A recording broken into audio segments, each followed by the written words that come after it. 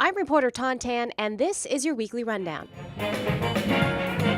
On Monday and Tuesday, thousands of kids from all over Texas performed at the Capitol to show the value of arts education funding. Organizers say they're concerned that proposals to cut education by nearly $10 billion will hit arts programs first. The budget cuts could be potentially devastating. What's coming out of Austin, the lack of funds coming from Austin affects our district profoundly. I would be so devastated. It's my life, really.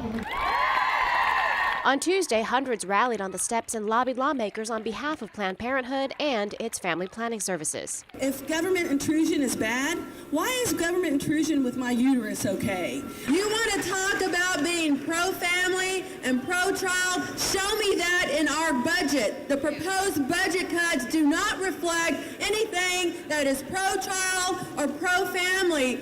Where is the compassion? On Thursday, the Texas Tribune CEO and editor-in-chief Evan Smith sat down with Speaker of the House Joe Straus at the Austin Club to discuss the first half of the session. The big topic on everyone's mind, whether he supports tapping into the state's $9 billion rainy day fund. We have a budget deficit. It has to be dealt with.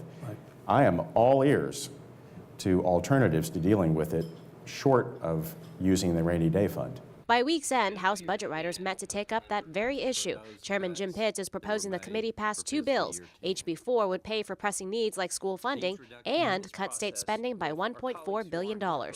Some of the proposed cuts, like reducing discounts on utility bills for seniors and the poor, angered lawmakers.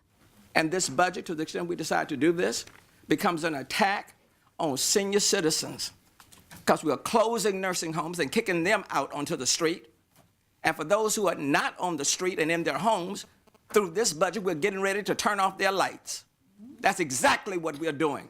And I'm not going to sit here and act like this is just some sheet of paper with some numbers on it. I'm not going to do that. A second bill, HB 275, would authorize lawmakers to take $4.3 billion out of the rainy day fund to pay for the state's deficit for the remaining months of this biennium. The committee is scheduled to vote on the measure next Monday. Pitt says he has the votes to get it to the floor. I'm reporter Tontan, and that's your rundown.